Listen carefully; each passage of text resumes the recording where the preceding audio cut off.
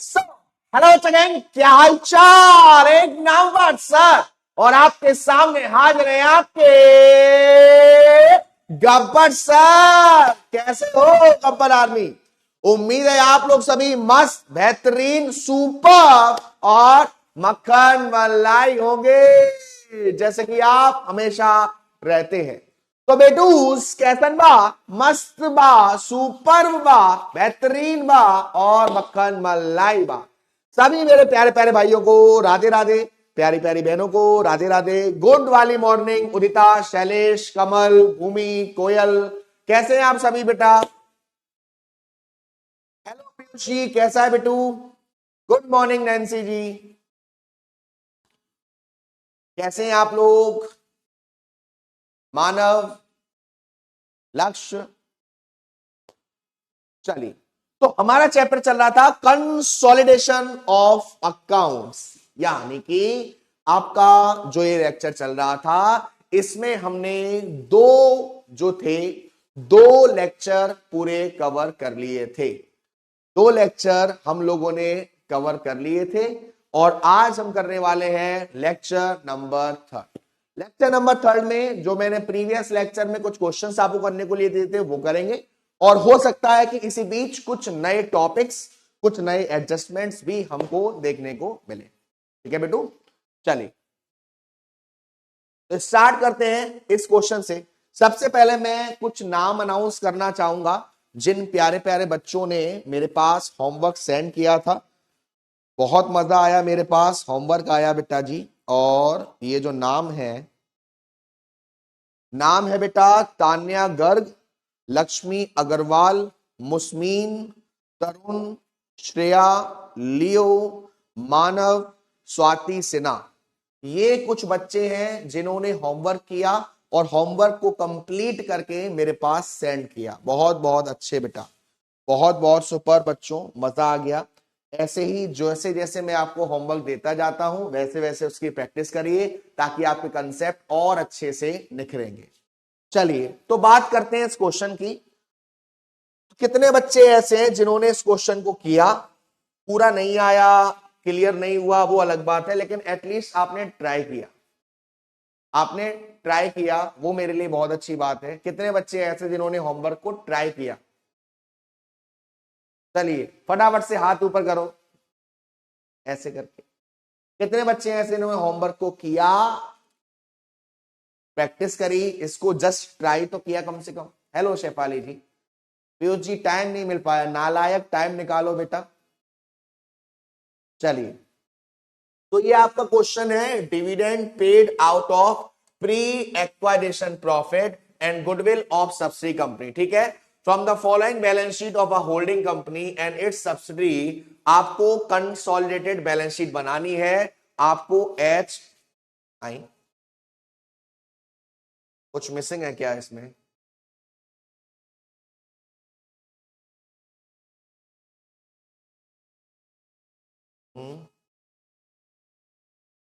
एक सेकेंड, ये कोई और क्वेश्चन है क्या? एसेट्स है,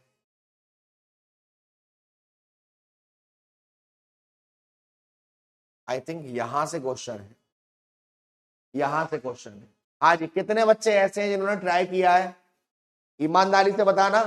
हर्षिता जी कह रही है यस, अंशु जी कह रहे हैं, राज, उमेश। सेंड नहीं किया, ओ कोई कोई बात नहीं। देखो सेंड नहीं किया वो अलग बात है, बट आपने ट्राई किया वो मेरे लिए बहुत अच्छी न्यूज है। आप लोगों ने ट्राई किया वो मेरे लिए बहुत अच्छी न्यूज है। हाँ हर्षी जी, तुम तो नालायक हो ही गई हो। चलो बेटू तो आगे बढ़ते हैं इस क्वेश्चन को। सबसे पहले मैं आपको जो डिटेल चाहिए वो देता हूं। देखिए इन्वेस्टमेंट हुआ है 48,000 शेयर्स का। इन्वेस्टमेंट हुआ है 48,000 शेयर्स का, यानी कि 48,000 का। ठीक है, और 48,000 का किया है। देन उसके बाद बाकी सारी डिटेल्स आपको यहां दे रखी है। सबसे पहले मैं आपसे पूछना चाहूंगा कंट्रोल रेशियो कितना आएगा? Option A 90%, option B 80%, option C 70%। चलिए बताइए बेटा, कंट्रोल रेशियो कितना आएगा? 48,000 शेयर्स का इन्वेस्टमेंट किया है, 48,000 शेयर्स लिए हैं। बाकी जो जानकारी है वो यहां पर आपको गिवन है। आपको बताना है कि जो कंट्रोल रेशियो है वो कितना है। आपके पास ऑप्शन है, option A 90%, option B 80%, option C 70% और ऑप्शन डी छोले भटूरे। बताओ बेटू। फॉर्मूला लगाएंगे सिंपली, 48,000 शेयर्स डिवाइडेड बाई 10 था, तो ये हो गया 60,000 मल्टीप्लाइड बाई 100, 0,0,0,0,0,0, तो ये आपका 80% आ रहा है। कंट्रोल रेशियो कितना आ रहा है बेटा? 80%, यानी कि B is the right answer. 68% बच्चों का बिल्कुल सही है और 27% बच्चों का और सही है। एक बार लीडर बोर्ड देख लेते हैं। पीयूष नंबर 1 पर, कमल, ज्योति, अंशु, हर्षिता, रजत, श्वेता, बर्नार्ड, नैन्सी, अमीना, बहुत बहुत अच्छे बच्चों। तो देखिए मैं यहां पर चलता हूं। सबसे पहले स्टेप 1 हमने कैलकुलेट कर लिया है। स्टेप 1 जो है वो है 80%। एक्वायशन कितना हुआ है? 80%। तो बेटा जी माइनॉरिटी कितनी हो गई? 20%। एक्वायरेशन कितना हुआ है? 80%। माइनॉरिटी कितना हो गया? 20%। ठीक है बेटू? Yes sir. अब मैं आपको एक राज की बात बताता हूं, आप किसी को बताना मत। ठीक है, मैं आपको बता रहा हूं, आप किसी को बताना मत। ठीक है, पक्का? प्रॉमिस? Yes sir. देखो ये ए कंपनी है, ये ए कंपनी है और ये बी कंपनी है। ध्यान सुनना मेरी बात। ये ए कंपनी है और ये बी कंपनी है। अभी कुछ भी जो आपका कंसोलिडेशन वाला पार्ट है, होल्डिंग वाला पार्ट है, सब्सिडी वाला पार्ट है, वो नहीं हुआ है। ए कंपनी अलग है, बी कंपनी अलग है। ए कंपनी को बी कंपनी से पैसा लेना है, तो ए कंपनी के लिए जो बी कंपनी है वो कौन है? डेटर है।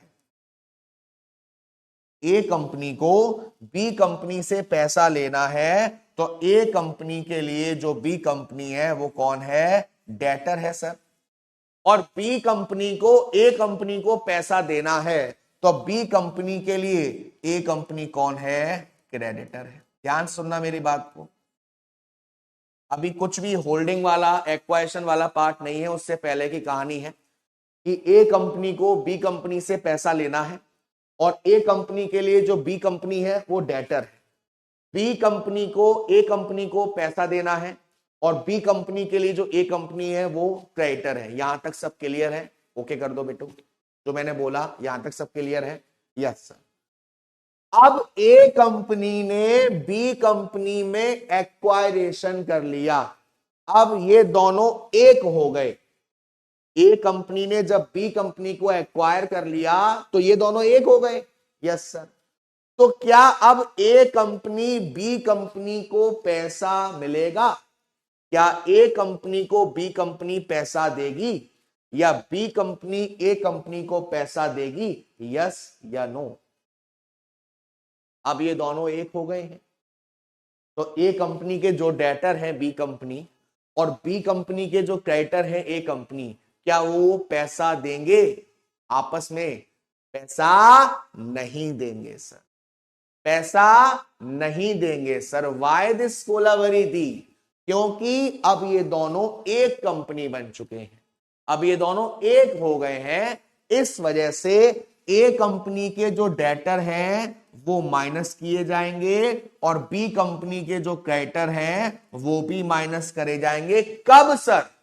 जब आप एक नई कंसोलिडेटेड बैलेंस शीट बनाएंगे। सर इसको क्या बोलते हैं? इसको बोलते हैं इंटर कंपनी एलिमिनेशन। क्या बोलते हैं? Inter company elimination.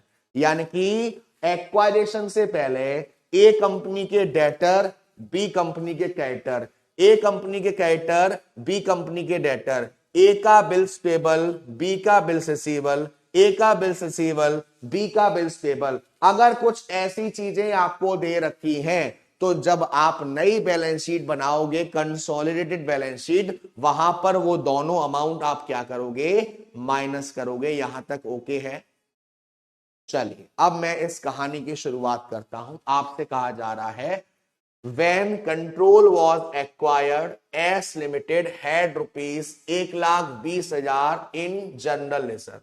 जब एक्वायरेशन हुआ ना, जब एक्वायरेशन हुआ उस समय जो आपकी सब्सिडरी कंपनी है उसके जनरल रिजर्व में 1,20,000 रुपए थे और उसका जो प्रॉफिट एंड लॉस अकाउंट है उसमें 90,000 रुपए थे।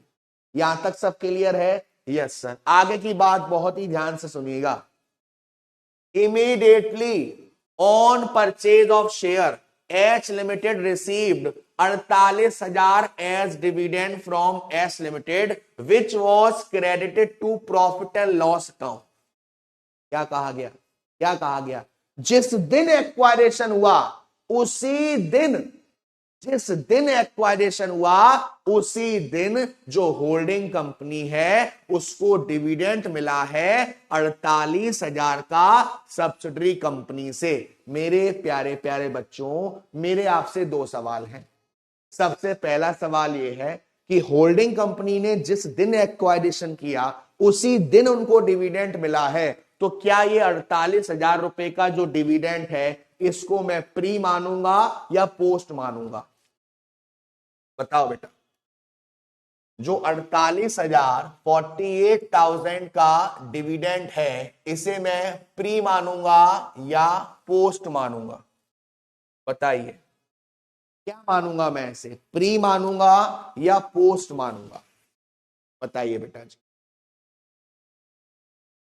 प्री मानूंगा क्योंकि उसी दिन एक्वायरेशन हुआ और उसी दिन डिविडेंड मिला है। Yes sir. लेकिन बेटा जी होल्डिंग कंपनी को डिविडेंड कितना मिला है? 48,000। Yes sir.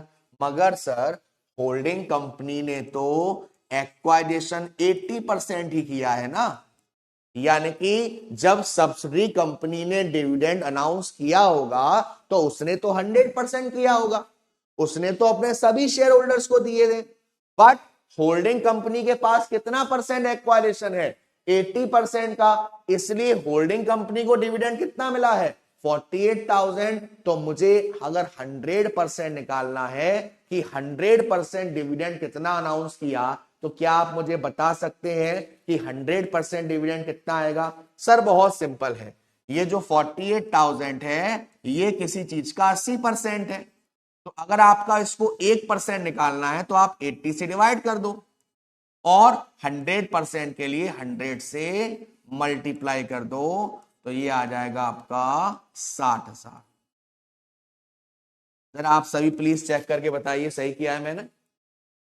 Very good. Nancy, कोयल, कमल, हर्षिता, इक्षा, Arshi, Aparna, very very good, very very good, बहुत बहुत अच्छा। यहां तक सब क्लियर सभी के? Yes sir. अब मेरा दूसरा सवाल यह है कि ये जो 60,000 है ये सब्सिडरी कंपनी ने अपने प्रॉफिट में से ही तो दिया होगा। Yes sir. जिस दिन एक्वायरेशन हुआ उसी दिन सब्सिडरी कंपनी ने डिविडेंड भी अनाउंस कर दिया, तो ये जो डिविडेंड है ये सब्सिडरी कंपनी ने प्री प्रॉफिट में से दिया होगा या पोस्ट प्रॉफिट में से दिया होगा? बताओ। ये जो डिविडेंड है ये प्री में से दिया होगा या पोस्ट में से दिया होगा?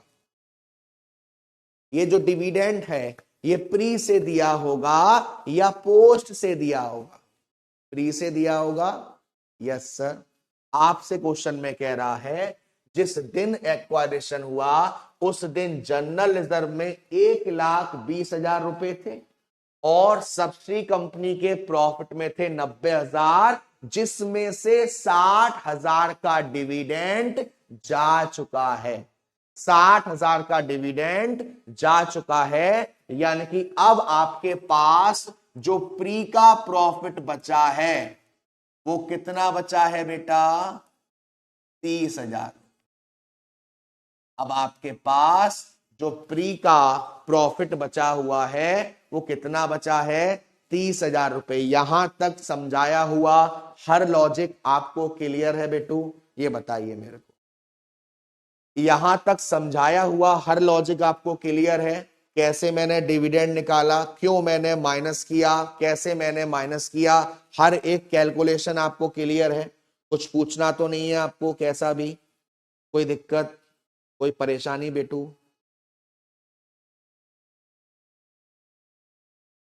क्लियर है बेटू? चलिए अब हम चलते हैं अपने अगले कदम पर, जिसका नाम है एक्वायरेशन को अलग निकालेंगे और माइनॉरिटी को अलग निकालेंगे। तो देखिए बेटा,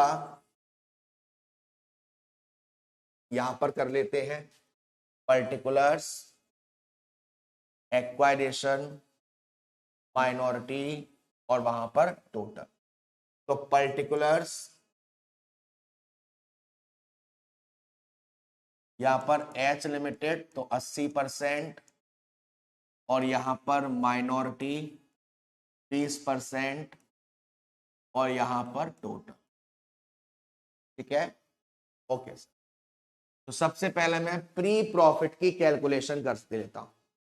सबसे पहले मैं प्री प्रॉफिट की कैलकुलेशन कर लेता हूं। उदिता बेटा कुछ भी नहीं है, सिर्फ कंपनी ने, सब्सिडी कंपनी ने डिविडेंड अनाउंस किया है और वो डिविडेंड जो है वो प्री में से अनाउंस किया है, इसलिए हमने प्री प्रॉफिट में से जो डिविडेंड वाला पार्ट है उसको माइनस कर लिया।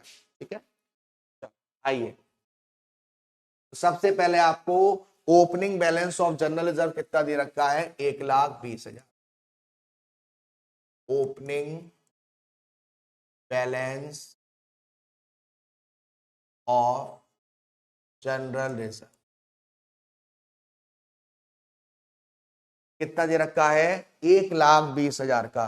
बेटा जी 1,20,000 का 80% करोगे तो क्या 96,000 आएगा, जरा चेक करो।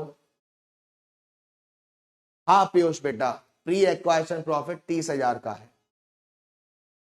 हाँ जी बेटू बताइए।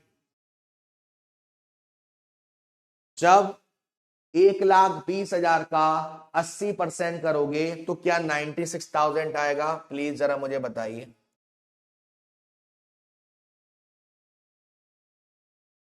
ये वैल्यू सही आ रही है ना? यहां तक ये वैल्यू सही आ रही है ना? ओके। उसके बाद अब प्रॉफिट कितना बचा, 30,000 का। प्रॉफिट कितना बचा, 30,000 का। तो प्री प्रॉफिट 30,000 का 80% 24,000 और ये आपका 6,000 और टोटल आपका 30,000।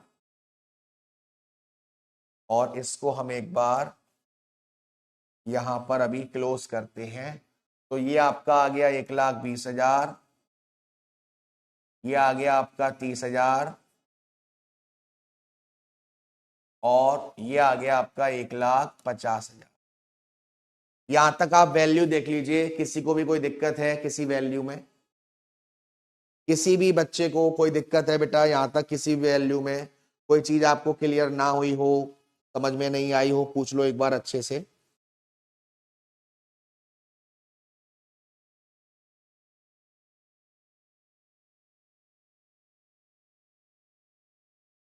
क्लियर है यहां तक? अब आपके लिए एक नई कहानी है। क्या आपके लिए एक नई कहानी है? क्या नई कहानी है सर? अगर आप बैलेंस शीट को देखोगे तो यहां पर कुछ गुडविल ऑलरेडी दे रखा है। अगर आप बैलेंस शीट में देखोगे तो कुछ गुडविल ऑलरेडी दे रखा है। सर ऐसे केस में क्या करना है? अब तक तो हम ये देख रहे थे कि जब हम कॉस्ट ऑफ कंट्रोल निकालते हैं तो वहां पर गुडविल आती है, वहां पर कैपिटल रिजर्व आता है। अब सर ऑलरेडी अगर गुडविल दे रखी है या ऑलरेडी कैपिटल रिजर्व दे रखा है, इसको क्या करेंगे? कुछ नहीं करेंगे, दोनों की गुडविल को आप ऐड कर दोगे कॉस्ट ऑफ कंट्रोल में। हाँ बेटा राज कुछ कह रहे हो? राज कोई डाउट है बेटा? यहां लिखा है क्या कोई डाउट?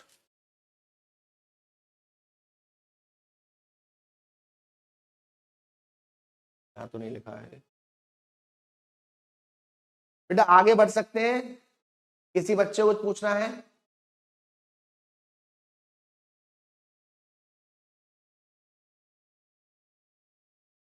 ओके, चलिए। तो देखो बेटा, अब मैं निकालता हूं आपका cost of control. Step 3, cost of control. Step 3, cost of control. क्या फॉर्मूला था बेटा? सबसे पहले cost of investment, cost of investment. क्या फॉर्मूला है बेटा? Cost of investment. ठीक है, चलिए। कॉस्ट ऑफ इन्वेस्टमेंट कितना था बेटा? 5,70,000। कॉस्ट ऑफ इन्वेस्टमेंट कितना है? 5,70,000। इसमें से क्या माइनस करूंगा? इसमें से क्या माइनस करूंगा? जसनीत बेटा, स्टेप 2 में कॉस्ट ऑफ कंट्रोल कहां निकाला है? स्टेप 2 में आपने प्री एक्वाइजेशन प्रॉफिट कितना जाएगा माइनॉरिटी में और कॉस्ट ऑफ कंट्रोल में वो निकाला है। पर इसमें हमने 100 से मल्टीप्लाई क्यों किया? 100 से मल्टीप्लाई राज बेटा, 100 से मल्टीप्लाई इसलिए किया है क्योंकि जो एक्वाइजेशन हुआ है ना, होल्डिंग कंपनी को 48,000 रुपए का मिला है डिविडेंड। होल्डिंग कंपनी जो है उसने 80% एक्वाइजेशन किया है, इसलिए उसको 48,000 को हमने 100% कैलकुलेट किया है।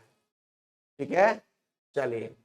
तो कितने शेयर लिए थे बेटा? शेयर लिए हमने 48,000, तो minus face value of share कितना था? 10 ईच है ना? हाँ, 4,80,000।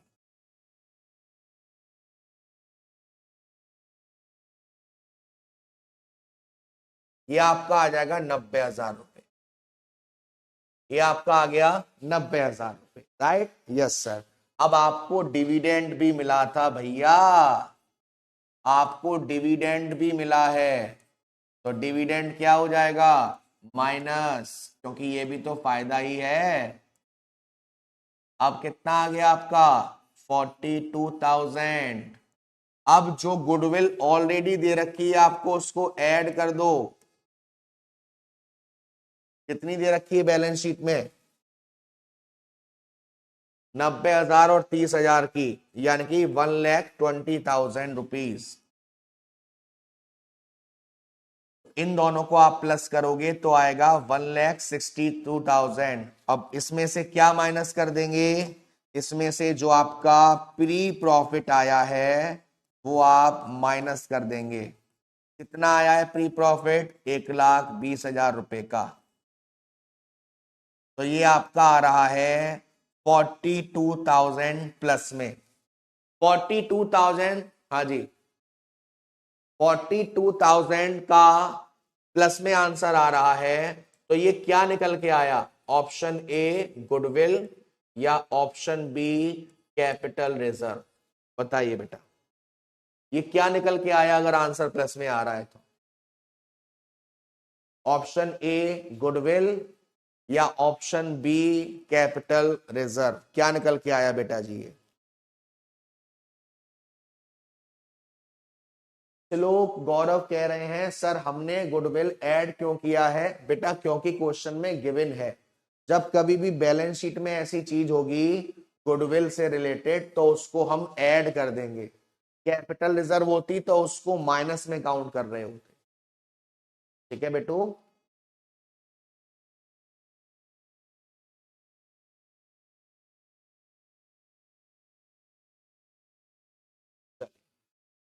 तो ए इज द राइट आंसर। 97% बच्चों का आंसर सही है। बहुत अच्छा, सुपर। चलो, अब बात कर लेते हैं पोस्ट वाले की। अब बात कर लेते हैं पोस्ट वाले की। ये तो हो गया प्री। अब कैलकुलेशन कर लेते हैं पोस्ट वाले की। अब कैलकुलेशन कर लेते हैं आपकी पोस्ट की। ठीक है, चलो, तो आपसे कह रहा है जिस दिन एक्वायरेशन हुआ उस दिन जनरल रिजर्व था 1,20,000 का, तो साल के लास्ट में जनरल रिजर्व कितना हो गया? साल के लास्ट में जनरल रिजर्व हो गया आपका 1,80,000 रुपए का। शुरुआत में कितना था? 1,20,000 का। साल के लास्ट में हो गया 1,80,000 का। यानी कि कितना बढ़ा है साल में? 60,000। कितना बढ़ा है साल में? 60,000। सर डिविडेंड 80% ऐड किया है, फिर 100% क्यों निकाला है? शेफाली जी, अगर सब्सिडी कंपनी का आपको एक्चुअल प्रॉफिट निकालना है तो जितना सब्सिडी कंपनी ने टोटल डिविडेंड दिया होगा उसी को तो माइनस करोगे ना बेटा। 100% ही तो डिविडेंड दिया होगा उसने। 80% तो होल्डिंग को दे दिया, 20% माइनॉरिटी को दे दिया। तो पोस्ट जनरल रिजर्व कितना है बेटा? पोस्ट जनरल रिजर्व है 60,000 का, तो उसका 80% आपका 48,000 और 12,000 यहां पर, और टोटल आ गया यहां पर 60,000। यहां तक कोई दिक्कत? यहां तक कोई दिक्कत आपको कैसी भी? उसके बाद आपसे कह रहा है कि जो प्रॉफिट था वो 90,000 का नहीं, 30,000 का, क्योंकि 60,000 का तो डिविडेंड चला गया। तो 30,000 का प्रॉफिट था, अब कितने का हो गया? 2,10,000 रुपए का। 30,000 रुपए से कितना बढ़ गया? 2,10,000। तो मेरे प्यारे प्यारे बच्चों बताओ साल के लास्ट तक कितने का प्रॉफिट हुआ? सर 1,80,000 रुपए। यानी कि पोस्ट प्रॉफिट कितना है बेटा? 1,80,000 का। दोनों चीजें देख लो एक बार अच्छे से। यहां तक कोई दिक्कत, कुछ पूछना हो आपको, कोई समस्या तो बोलो फटाफट। क्लियर है बेटा? पोस्ट प्रॉफिट कितना है? 1,80,000। तो पोस्ट प्रॉफिट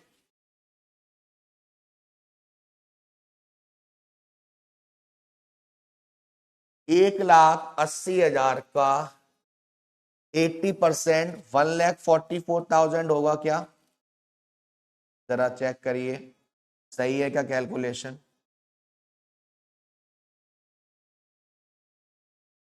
सही है कैलकुलेशन बेटा?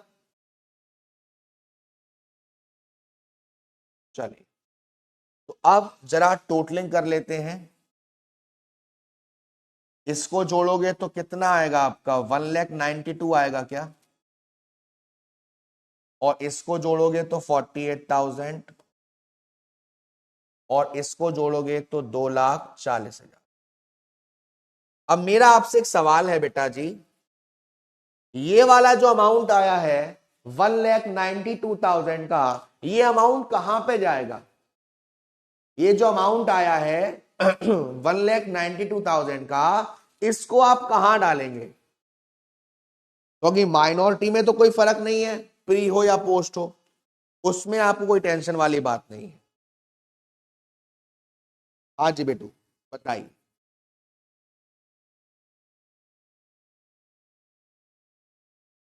पोस्ट में जाएगा, पोस्ट में जाएगा, ठीक है। और ये कहां जाएगा? माइनॉरिटी में। तो चलिए मैं साइड में माइनॉरिटी निकाल लेता हूं, यहां पर साइड में माइनॉरिटी निकाल लेता हूं।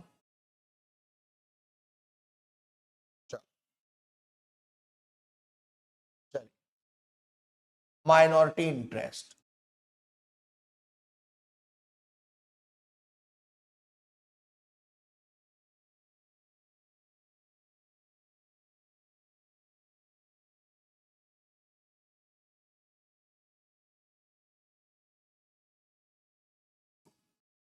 सबसे पहला जो शेयर कैपिटल बच गई है उसको ले लेंगे।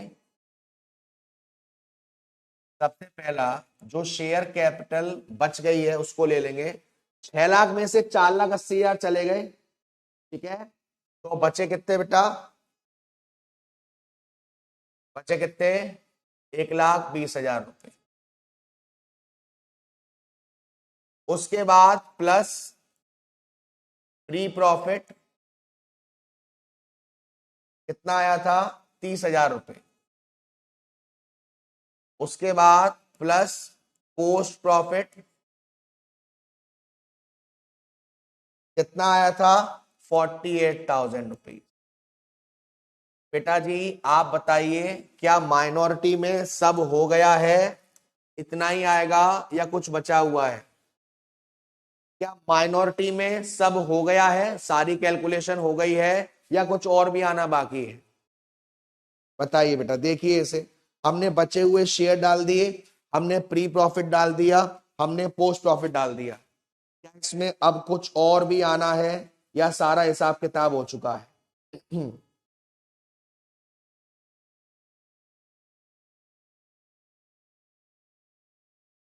टिंग टिंग टिंग टिंग टिंग। सब हो गया। यहां पर तो टोटल आया था ना, यहां पर तो टोटल आया था बेटा। ये जो मैंने अमाउंट लिया 30,000, ये वाला लिया है, तो इसमें पोस्ट प्रॉफिट और जनरल रिजर्व शामिल है। ऐसे ये वाला जो अमाउंट लिया ना, इसमें भी दोनों शामिल है बेटा। ठीक है, चलिए तो अब आप इसको ऐड कर दीजिए, तो ये आएगा 1,98,000। ये आएगा बेटा 1,98,000।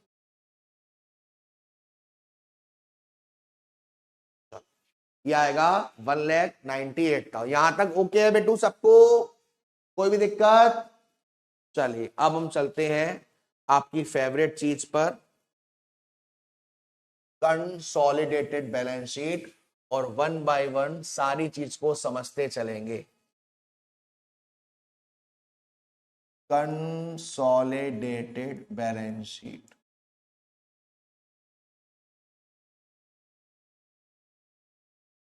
Consolidate balance. सबसे पहला इक्विटी एंड लायबिलिटी।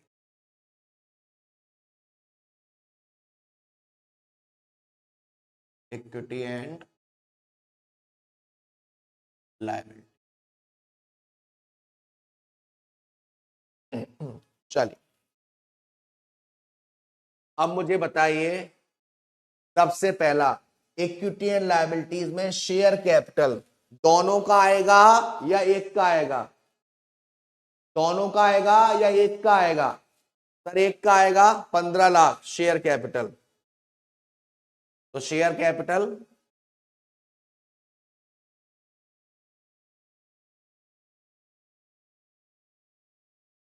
कितना, 15 लाख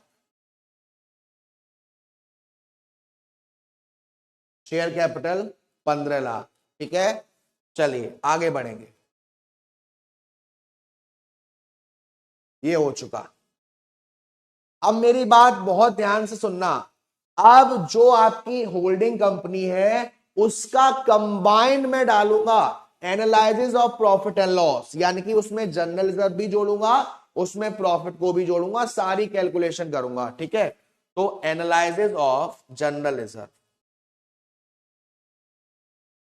तो आप कह सकते हैं analysis of profit and loss. अब बड़े ही ध्यान से आप देखिएगा सारी चीजें। देखिए जो होल्डिंग कंपनी है उसका जनरल रिजर्व कितना था, 2,40,000। यस सर, यहां पर मैंने लिखा 2,40,000 प्लस जो होल्डिंग कंपनी है उसका प्रॉफिट कितना था, वो था 2,70,000। 2,70,000। उसके बाद जो मैंने पोस्ट प्रॉफिट का कैलकुलेशन किया था, उसके बाद जो मैंने पोस्ट प्रॉफिट का कैलकुलेशन किया था वो कितना आया था, 1,92,000। ये क्या होगा, यहां पर जुड़ जाएगा। अब मेरी बात को बड़े ही ध्यान से समझना बेटा जी। आपसे क्वेश्चन में क्या कह रहा है, आपसे क्वेश्चन में कह रहा है कि when control was acquired S limited के जनरल रिजर्व में इतना पैसा था, प्रॉफिट में इतना पैसा था। उसके बाद immediately on purchase of share S limited received 48,000 as dividend from S limited which was credited to profit and loss account. यानी कि ये जो 48,000 रुपए हैं जो कि कहां जाने थे, कॉस्ट ऑफ कंट्रोल में चले गए, यानी कि शुरुआत में चले गए, लेकिन ये 48,000 रुपए होल्डिंग कंपनी ने कहां पर डाल दिए हैं, प्रॉफिट एंड लॉस में डाल दिए हैं। जाने कहां थे, प्री में, लेकिन डाल कहां दिए, पोस्ट में। क्या करेंगे, प्लस या माइनस। ये 48,000 रुपए को आप प्लस करेंगे या माइनस करेंगे। दोबारा समझो मैंने क्या बोला। शुरुआत का डिविडेंड है, इसलिए ये डिविडेंड कहां गया था, कॉस्ट ऑफ कंट्रोल में, आपने उसको माइनस किया था। यस सर, लेकिन होल्डिंग कंपनी ने क्या कर दिया, इस 48,000 रुपए को अपने प्रॉफिट एंड लॉस में डाल दिया। जाना था, नहीं सर। ठीक करने के लिए क्या करेंगे, 48,000 रुपए को यहां से हटा देंगे, तो 48,000 रुपीज यहां से माइनस करें।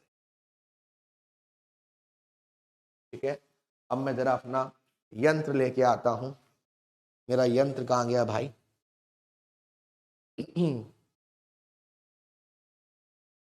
ये रहा। चलिए अब जरा हम टोटल कैलकुलेशन कर लेते हैं। 2,40,000 प्लस 2,70,000 प्लस 1,92,000 माइनस 48,000, तो ये आ रहा है 6,54,000। ये आ रहा है बेटा 6,54,000। ठीक है, चलिए अब आगे बढ़ते हैं और क्वेश्चन को थोड़ा सा और पढ़ते हैं।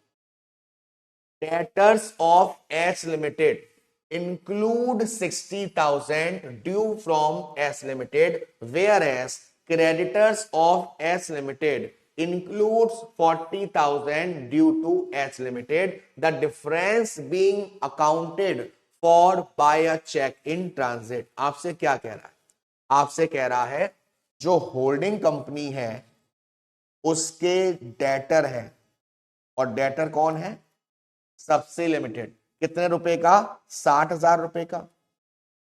लेकिन जो सब्सिडी कंपनी है उसके क्रेडिटर है एच लिमिटेड, लेकिन कितने रुपए का, 45,000 रुपीज का।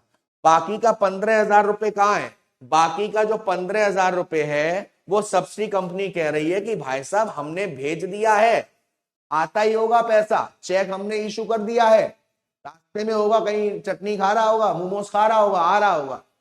तो मुझे बताओ क्या इस केस में इंटर कंपनी एलिमिनेशन होगा, क्या दोनों के डेटर क्रेडिटर में से कुछ अमाउंट हमें माइनस करना पड़ेगा बेटू, यस या नो, बताओ फटाफट से बताओ भाई नालायकों, क्या दोनों में से कुछ माइनस करना पड़ेगा, यस या नो।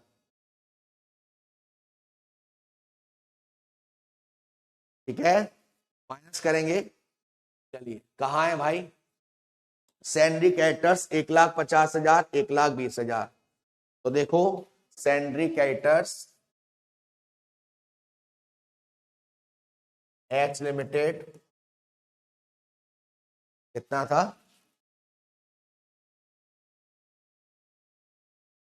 1,50,000, 1,50,000 ही है ना, हाँ 1,50,000।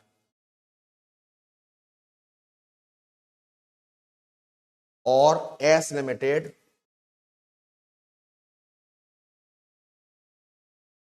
1,20,000। अब जो एस लिमिटेड है उसने अपने कैरेक्टर कितने दिखाए हैं, 45,000।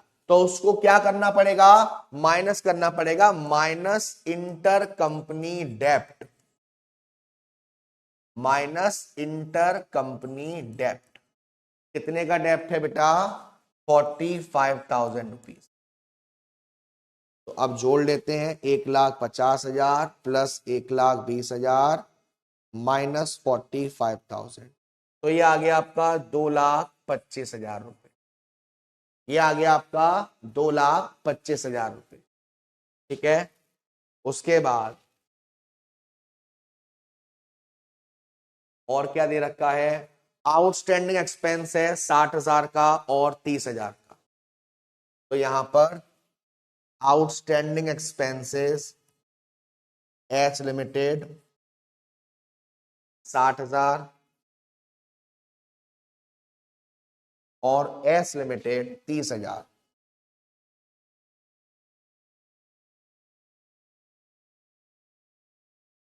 दोनों को जोड़ा तो आ गया 90,000।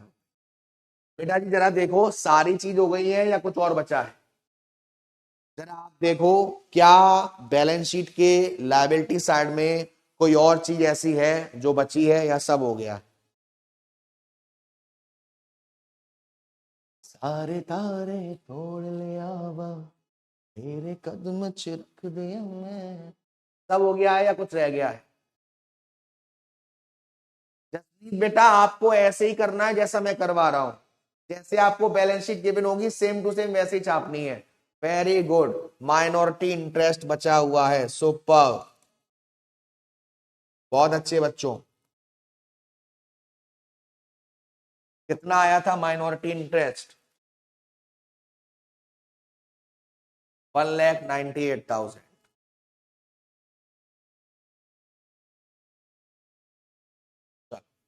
अब इनको जोड़ते हैं, 15 lakh plus 654,000 plus 225,000 plus 90,000 plus 1,98,000। ठीक है, तो ये आ रहा है आपका 2,667,000। यहां तक बेटा किसी कोई दिक्कत है कैसे भी,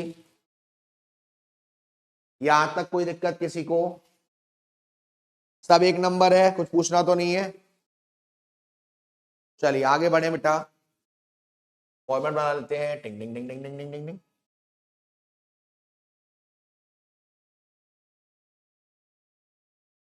एसेट्स,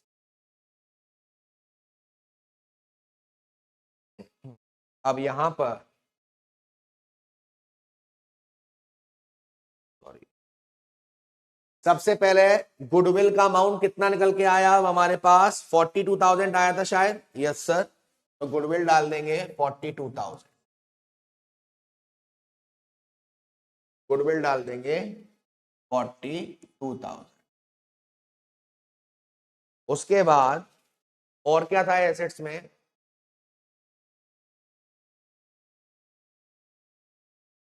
मशीनरी आपको दे रखी है 9 लाख और 4.5 लाख। मशीनरी आपको दे रखी है 9 लाख और 4.5 लाख। तो मशीनरी एच लिमिटेड और एस लिमिटेड 9 लाख और 4.5 लाख। ये हो गया आपका 13,50,000। ठीक है सर, एग्जाम में प्रेजेंटेशन सेम रहेगा जैसे आपने को, हाँ बेटा सेम रहेगा, सेम रहेगा, सेम रहेगा। बाकी और भी कोई चेंज आएगा ना तो आपका भाई बताएगा, टेंशन मत लो बेटू।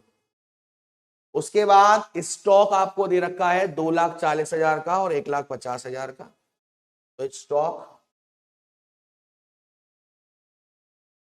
एच लिमिटेड और एस लिमिटेड कितने का, 2,40,000 और 1,50,000, यही था क्या अमाउंट, 240 150। ठीक है, डेटर 3,60,000 4,80,000। तो डेटर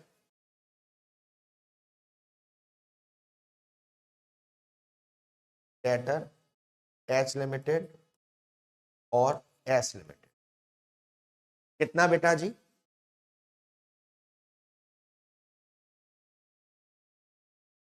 3,60,000 4,80,000, 3,60,000 और 4,80,000। अब मेरी बात सुनिएगा बेटा, जो आपकी सब्सिडी कंपनी है, जो आपकी सब्सिडी कंपनी है, सर प्रॉफिट लॉस वाला अमाउंट बताना, सर प्रॉफिट एंड लॉस का प्री प्रॉफिट कहां जाएगा शेफाली बेटा? वो तो कॉस्ट ऑफ कंट्रोल को निकालते वक्त चला गया ना, वो बैलेंस शीट में कहां आएगा बेटा? पहले लेक्चर में बताया था मैंने, ये रहा प्री प्रॉफिट बेटू, ये रहा। वो तो कॉस्ट ऑफ कंट्रोल को निकालते में जाता है बेटू।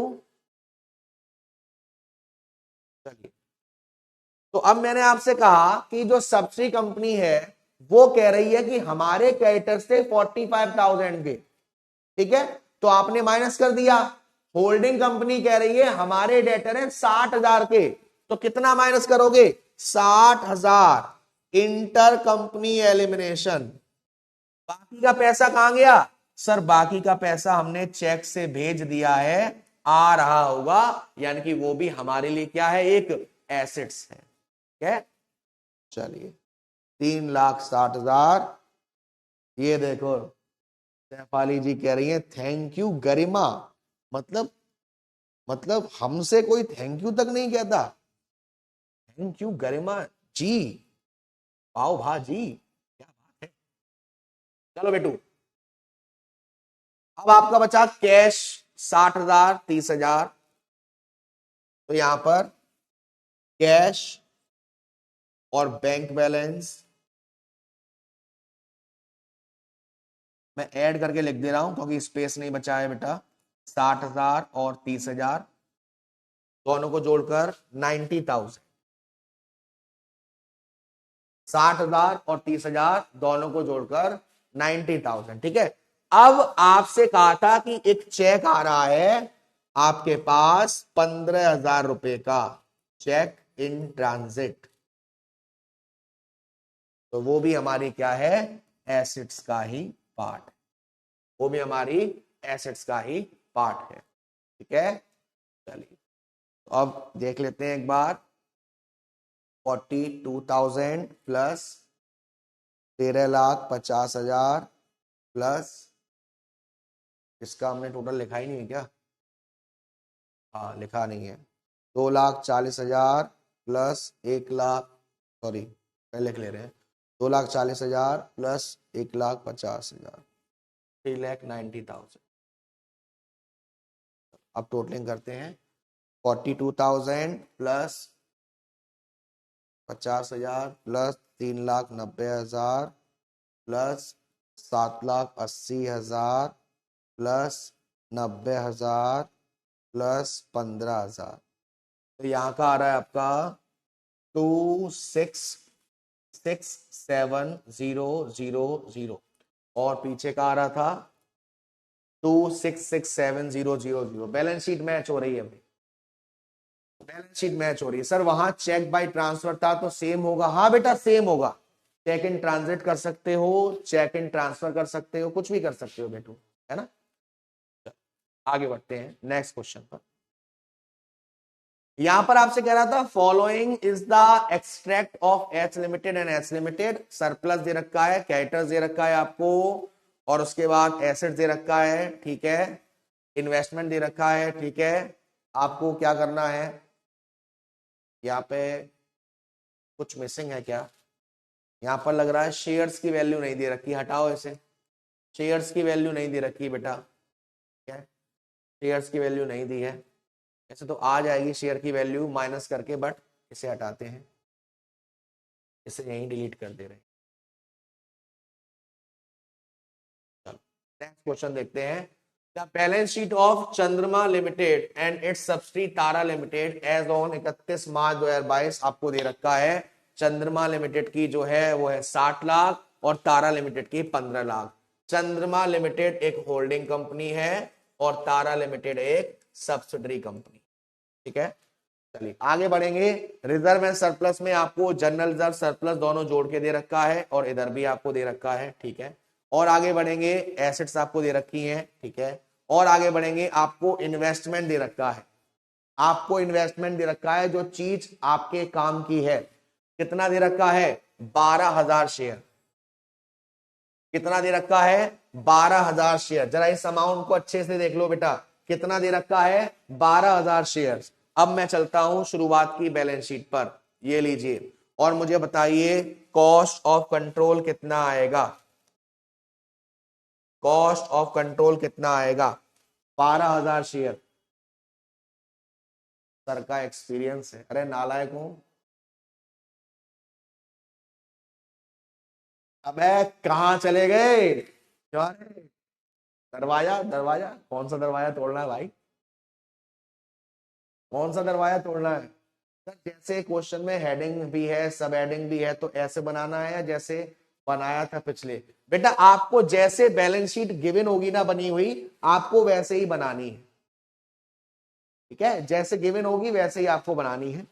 तो देखो सबसे पहला स्टेप 1 है हमारा कंट्रोल रेशियो निकालने का। स्टेप 1 में आपने निकाला कंट्रोल रेशियो।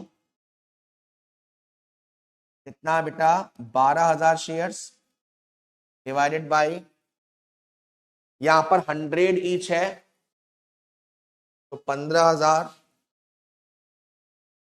इंटू 100। तो ये सॉल्व करके कितना आ जाएगा? 80%। 1 2 3 4 5 6 7 8, हाँ 80% हो गया। यानी एक्वाइशन कितना हुआ है बेटा? 80%। तो माइनॉरिटी कितना आएगा? 20%। ठीक है, तो ये एक चीज हमारी क्लियर हो गई। उसके बाद चलते हैं हम पीछे। क्या दे रखा है आपको?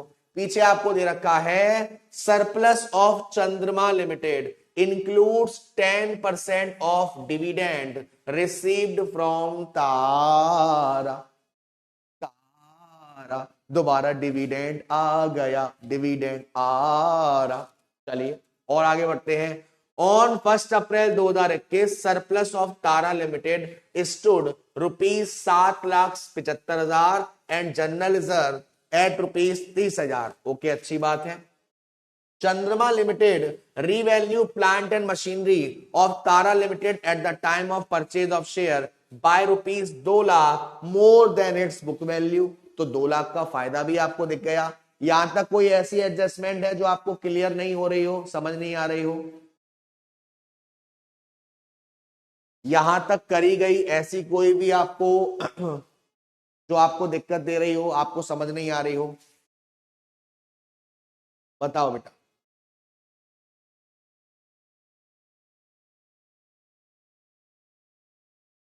क्लियर है? डिविडेंड आप देख लीजिए, उसके बाद सरप्लस का अमाउंट देख लीजिए, उसके बाद रिवैल्यूएशन का अमाउंट देख लीजिए। कोई ऐसी एडजस्टमेंट तो नहीं है जो बिल्कुल ये समझ में नहीं आ रही कि सर कहां जाएगी?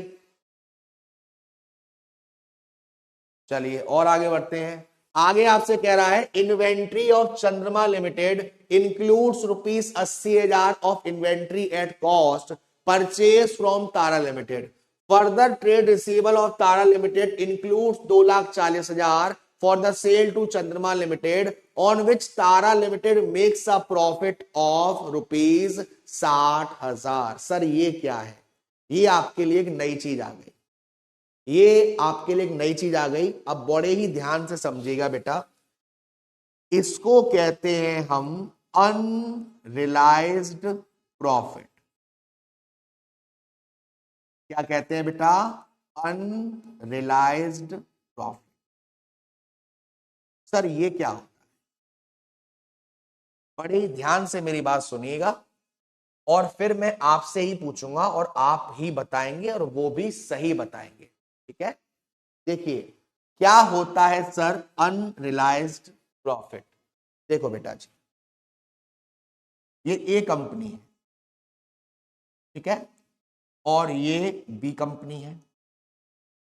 बड़े ही ध्यान से समझना, अगर नहीं आए तो बताना। ठीक है, हर क्वेश्चन में नया, पहले का अच्छे से गया नहीं और आ गया। बेटा जी, you are upcoming CS of our country. छोटे मोटे डर, इनसे डरना नहीं है। ऐसे बड़े बड़े क्वेश्चनों की छड़ियां लगा दोगे आप, रौला ऑन द टॉप। डरते नहीं है बेटू। ठीक है, देखिए ये ए कंपनी है और ये बी कंपनी है। ठीक, समझिएगा, ये ए कंपनी है, ये बी कंपनी है। ठीक है, यस सर। अब जो बी कंपनी है इसने कुछ सामान सेल किया है ए कंपनी को। अभी कुछ भी होल्डिंग और सब्सिडी वाला कंसेप्ट नहीं आया है, ध्यान रखिएगा, अभी कुछ भी होल्डिंग और सब्सिडी वाला कंसेप्ट नहीं आया है। ये जो ए कंपनी है इसने बी कंपनी से सामान खरीदा है और बी कंपनी ने सामान को प्रॉफिट पर बेचा है। ठीक है, क्या बोला मैंने बेटा? मैंने कहा सर थैंक यू, कल आपकी वजह से हमने, सर थैंक यू, कल आपकी वजह से हमें एफएम के 4 फॉर्मूला याद करवा दीजिए जी सर ने। अरे क्या बात है, मेरी वजह से? मैंने क्या कर दिया भाई ऐसा? मैंने क्या कर दिया यार? मैं क्या करता रहता हूं कहां पे मुझे खुद नहीं मालूम होता है। चलिए बेटू, तो ए कंपनी ने बी कंपनी से सामान खरीदा, बी कंपनी ने ए कंपनी को सामान बेचा है कॉस्ट प्लस प्रॉफिट पर। ठीक है, यस सर। तो मेरा आपसे सवाल यह है, मेरा आपसे सवाल यह है कि जब एक्वायरेशन होगा, हाँ जी, जब एक्वायरेशन होगा, अच्छा रोला ऑन द टॉप, अच्छा रोला ऑन द टॉप, अरे क्या बात है, सब आप लोगों का प्यार है, हर जगह रोला है भाई, रोला ऑन द टॉप। चलिए, तो बेटा जी जब बी कंपनी और ए कंपनी आपस में मिलेंगे तो ये जो प्रॉफिट है वो इसमें शामिल होगा, यस और नो? ये जो प्रॉफिट है वो इसमें शामिल हो जाएगा, यस और नो? बताओ बताओ। मैंने देखा है, देवाशीष सर को तो कम ही देखा है, देवाशीष सर बेचारे कभी मेरे को पुलिस से पकड़वा देते हैं, कभी मेरा एक्सीडेंट करवा देते हैं, कुछ हम लोग कुछ ज्यादा ही फेमस हो गए हैं, क्यों रे नालायकों? जब एक्वायरेशन होगा तो क्या बी कंपनी का जो प्रॉफिट है वो ए कंपनी के प्रॉफिट में शामिल नहीं हो जाएगा, यस और नो? यस सर, शामिल हो जाएगा। लेकिन ए कंपनी ने इससे सामान क्यों खरीदा था? सेल करने के लिए किसी और को। ए कंपनी ने बी कंपनी से सामान क्यों खरीदा था? सेल करने के लिए। लेकिन अभी उस सामान में से कुछ सामान अनसोल्ड है, सेल ही नहीं हुआ है। तो मेरे प्यारे प्यारे बच्चों, अगर सामान ही अनसोल्ड है, अगर सामान ही बिका नहीं है, अगर सामान ही सेल नहीं हुआ है, तो क्या हमें पूरा का पूरा प्रॉफिट मिला या अभी कुछ नहीं मिला? क्योंकि सारा का सारा सामान सेल नहीं हुआ है। बताओ बेटा, हाँ या ना? आप बताओ, हाँ या ना?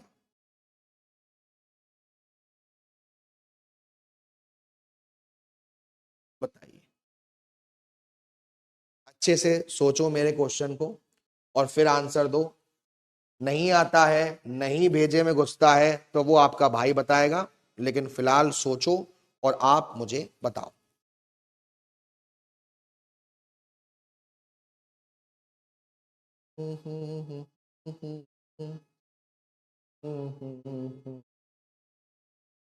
कुछ बाकी है? अब मेरी कहानी दोबारा समझ लो, हो सकता है थोड़ा सा बाउंस करा, थोड़ा सा बाउंस करा। मैंने सामान बेचा सिद्धार्थ जी को, नैन्सी जी को, पीयूष जी को, प्रियांशी जी को प्रॉफिट पर। लेकिन इनको सामान क्यों बेचा है? कि ये भी किसी को सेल करेंगे, ये भी प्रॉफिट कमाएंगे, यस सर। तो जब हम दोनों एक हो गए, जब हम और किसी लड़के का नाम लेते हैं, मानव जी एक हो गए, जब मैं और मानव जी एक हो गए तो हमारा प्रॉफिट भी एक हो गया, यस सर। लेकिन सर आपका तो सारा सामान बिका ही नहीं है, आपका कुछ सामान सेल नहीं हुआ है, जिसकी वजह से पूरा प्रॉफिट आपको नहीं मिला है, कुछ प्रॉफिट आपका बच गया है। उस प्रॉफिट को कहते हैं अनरियलाइज्ड प्रॉफिट, उस प्रॉफिट को कहते हैं अनरियलाइज्ड प्रॉफिट, क्योंकि कुछ सामान आपका सेल नहीं हुआ है। तो मेरे प्यारे प्यारे बच्चों, बड़े ही इजीली फॉर्म में समझना, इस लाइन का मतलब क्या है और आप ही बता दोगे। Inventory of Chandrama limited includes ₹80,000 of inventory at cost purchase from Tara limited. Chandrama limited कौन है? Holding company. तारा लिमिटेड कौन है? Subsidy company. तो जो चंद्रमा लिमिटेड है उनकी जो इन्वेंट्री है उसमें 80,000 की इन्वेंट्री शामिल है जो कि परचेज करी गई थी तारा लिमिटेड से।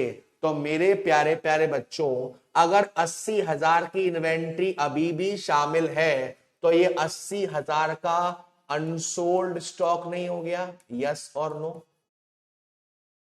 अगर 80,000 की इन्वेंट्री में वो सामान शामिल है जो होल्डिंग कंपनी ने सब्सिडी कंपनी से खरीदा था, तो क्या ये 80,000 का अनसोल्ड नहीं है? यस और नो? Yes sir. अब आगे बढ़ते हैं। Further trade receivable of Tara limited includes 2,40,000 for the sale to Chandrama limited on which Tara limited makes a profit of ₹60,000। यानी कि तारा लिमिटेड ने जितना स्टॉक बेचा था चंद्रमा को, उसी में से कुछ स्टॉक बेचा है किसी और को। कितने का? 2,40,000 का, जिसमें से उन्होंने प्रॉफिट कितना कमाया था? 60,000 रुपए। अब दिमाग की खिचड़ी बन गई बच्चों। जी बताओ, दिमाग की खिचड़ी बन गई कि नहीं बन गई? बन गई। चलो दोबारा समझते हैं, दोबारा समझते हैं, मेरी बात समझना, दोबारा समझते हैं। ये चंद्रमा लिमिटेड है और ये तारा लिमिटेड। तारा लिमिटेड ने इन्हें जो सामान सेल किया था वो किया था 2,40,000 का, जिस पर इन्होंने प्रॉफिट कमाया 60,000 रुपए। ठीक है। तारा लिमिटेड ने चंद्रमा लिमिटेड को सामान सेल किया था 2,40,000 का, जिसमें प्रॉफिट कितना कमाया इन्होंने? 60,000 रुपए का। बट जो आपके चंद्रमा लिमिटेड है उन्होंने इस सामान में से 80,000 का सामान अभी सेल नहीं कर पाए, बाकी सारा सेल कर दिया। ठीक है। दोबारा मैं ये क्वेश्चन आज पूरा नहीं करवाऊंगा क्योंकि मुझे मालूम है इस चैप्टर को आपके अंदर कैसे डालना है, माइंड में आपके अंदर कैसे डालना है। ठीक है। दोबारा समझो मैंने क्या कहा। तारा जी ने सामान कितने का सेल किया था चंद्रमा जी को? 2,40,000 का, जिस पर इन्होंने 60,000 का फायदा कमाया है। अब जब ये दोनों एक हो जाएंगे तो ये फायदा भी कौन ले जाएगा? चंद्रमा जी। लेकिन जब ये फायदा ले जा रहे हैं तो अभी ये पूरा का पूरा सामान बिका नहीं है। कितने का नहीं बिका? 80,000 का सामान नहीं बिका, यानी कि 80,000 का जो प्रॉफिट है वो हमें मिला नहीं है। अब हमारे पास क्या सिचुएशन है सर? अब हमें पहले ये निकालना पड़ेगा कि जो तारा लिमिटेड है वो कितने परसेंट प्रॉफिट पर सामान को सेल कर रहे हैं। कैसे निकलेगा? तारा जी ने 60,000 का प्रॉफिट कमाया था, सेल करा था 2,40,000 का, मल्टीप्लाइड बाई 100, 0 0 0 0 0 0 2 2 3 0।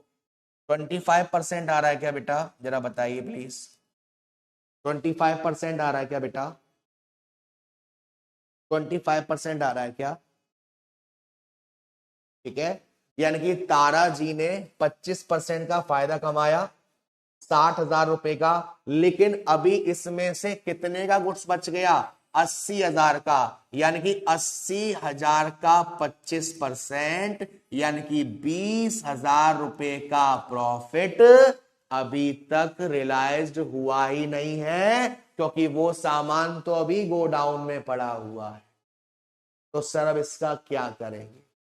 सिंपल है, ये 20,000 का जो प्रॉफिट है ये होल्डिंग कंपनी का जब बैलेंस शीट बनाओगे उसके प्रॉफिट में से माइनस हो जाएगा, और यही 20,000 रुपए जो इन्वेंट्री है, जो स्टॉक है, उसमें से भी माइनस हो जाएगा। मेरे प्यारे प्यारे बच्चों को अब थोड़ा बहुत और क्लियर हुआ, यस या नो? अब सबके क्लियर है बेटू? मैं नहीं कहता 100% हुआ होगा क्योंकि बहुत ही ट्रिकी है, बट 50% से ज्यादा क्लियर हो गया होगा कि मैंने क्या करा, क्यों करा, कहां कहां एडजस्टमेंट्स करी हैं। देख लो एक बार, देख लो एक बार, दिल से बताना। देखो कोई आपस वाली बात है, कोई भी ऐसी बात नहीं है, प्यार मोहब्बत की बात है, ठीक है? अब क्लियर है?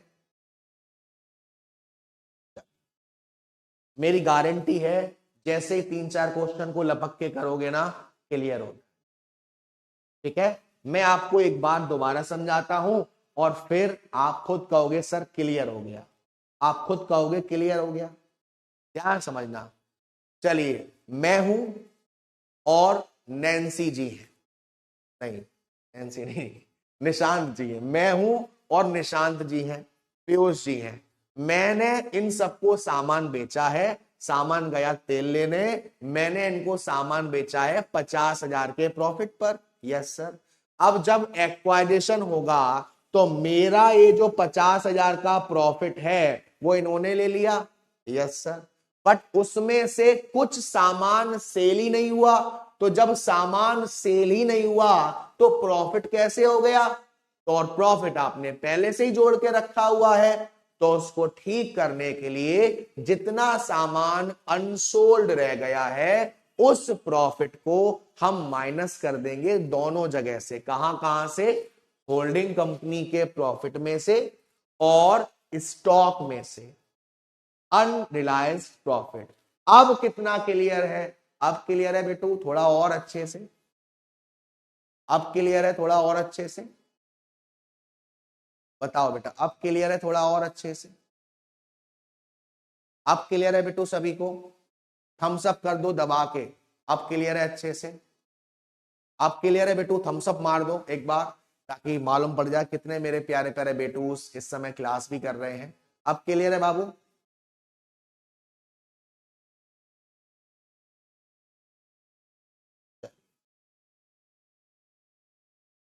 गरिमा जी, क्योंकि वो दोनों एक हो गए ना, क्योंकि उसको भी वो सेल करेगा जिसमें वो जुड़ा हुआ है, उस अमाउंट में जुड़ा हुआ है ना, इसलिए बेटा माइनस कर, उस अमाउंट में जुड़ा हुआ है बेटा।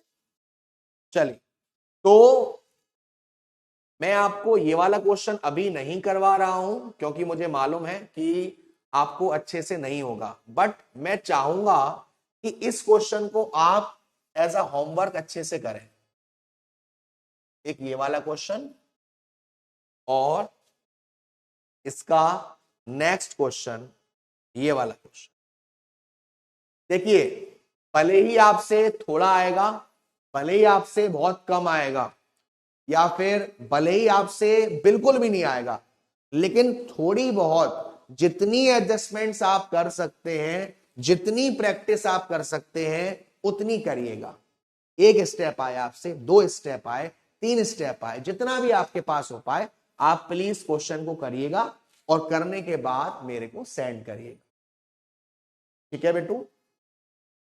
ताकि नेक्स्ट क्लास में मैं कम से कम आपको 3 से 4 क्वेश्चंस करवाने वाला हूं, ताकि आपको ये जो कंसोलिडेशन का सारा खेल है ना, वो और क्रिस्टल क्लियर तरीके से समझ में आ जाए।